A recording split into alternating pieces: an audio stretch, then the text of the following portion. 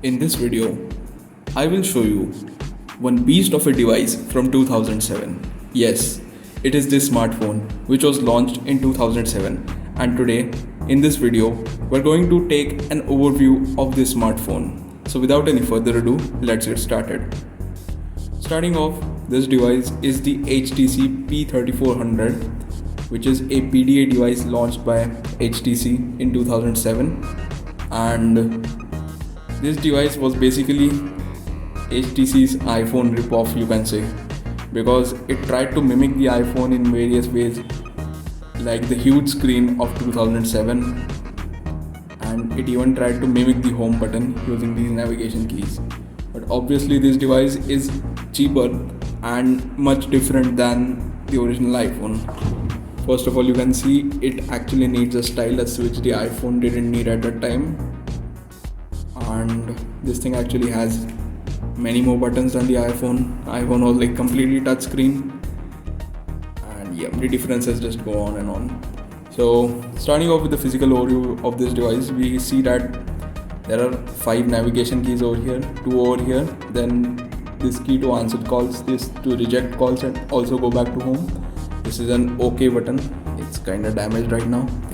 This is an OK button. This is the start button used for navigating in the Windows mobile operating system. Yes, this thing runs Windows. It is not Android, not iOS, but Windows mobile from 2007. Coming to the physical overview back again, we see a volume rocker to the left and a speaker. On the top we get a power button, and look at this crazy thing. This is a full-size SD card slot right over here.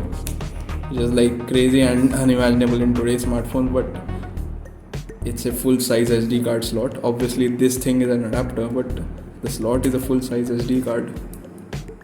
And coming to this side, we have a camera button and a messaging or chat button, I don't know. And finally at the bottom we have a mini USB port for charging and connection, and even a reset button as is found on PCs. Coming to the back, we have a back cover and a very bad and slow 2 megapixel camera.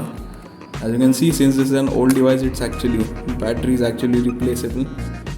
Since it has been like 15 years after buying this, in 15 years the battery has taken a lot of damage. Even the back cover has taken, the entire device has taken a lot of damage. Well, so that was it for its physical overview. Now coming to the software, here we can see that this thing runs Windows Mobile, and let's just check what version this thing runs on. So let me go to start, settings, system, about.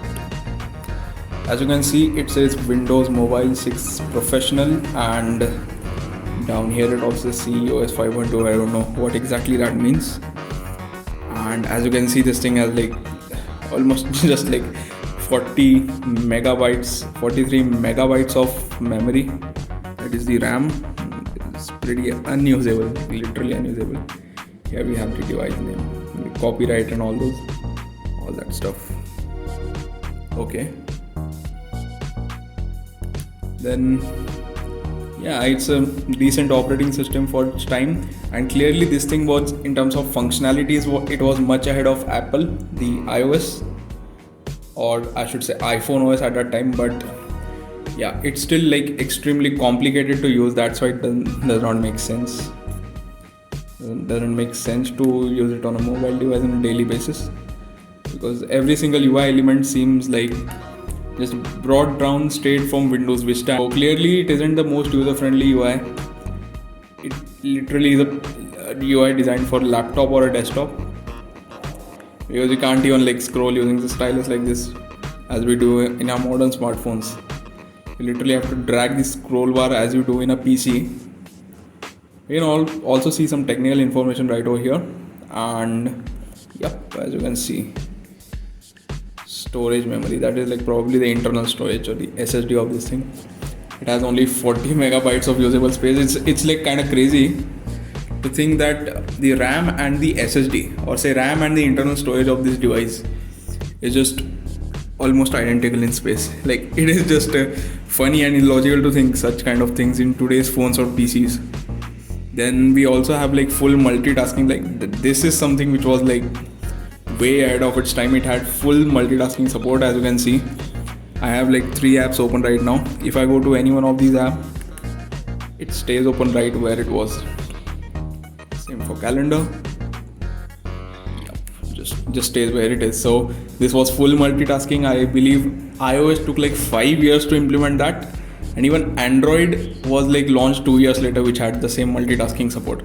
Now what I do know from some sources is that this phone actually got upgraded from Windows Mobile 6 to Windows Mobile 7.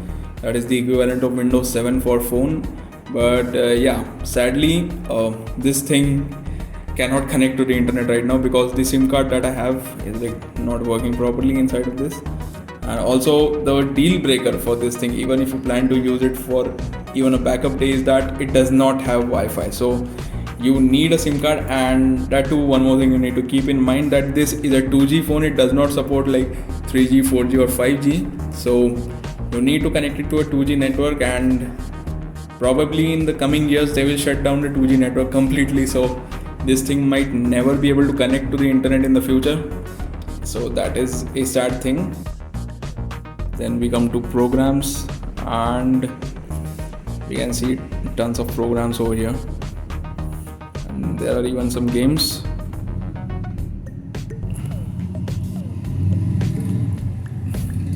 We do have Windows Media Player on this thing. It's basically same as the PC UI, as you kind of see. Anyway,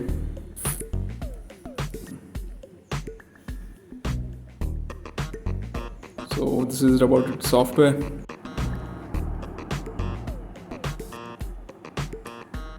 So yeah, one thing that you might all have observed is that this phone is running like just as fast as it would have been brand new, and that's a crazy thing to imagine because this phone is like 15 years old and yet it's like running like new. So I just feel like sad for some reason that modern phones cannot actually do these kind of things. Like this thing is like much more repairable than a modern smartphone, and the thing is much more repairable. It has that removable battery, and it like did not have any of that planned obsolescence kind of thing over here. I appreciate HTC for building such a great device because it actually is consumer friendly and also environment friendly, because less of these devices actually end up in the trash, and even if they end up after being completely used or like completely broken or that kind of thing. And what you need to like look here is that today's smartphones are just designed in such a way that they would break after like few years or something, or become slow and unusable. I know companies will like never revert those kind of silly decisions because those are all profit oriented, and obviously if they make products like this thing which is like durable and like does not have any planned obsolescence kind of thing going on, it would be like much better for the consumers as well as for the environment. Also, we know that the advertising tricks of smartphone manufacturers are like kind of brainwashing.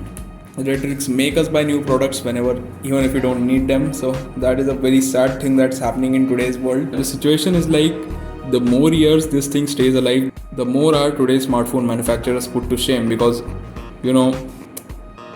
this thing like represents what could potentially have been in case there was nothing as planned obsolescence. Our devices are made obsolete for business strategies, but it does not have to be like that way, because like you can save the consumers money, you can prevent them from being brainwashed if you just make these kind of good products that last long, and obviously it's going to save the environment. So please do let me know what do you think about this device. I hope you liked this video. That's pretty much it. Thanks for watching and goodbye.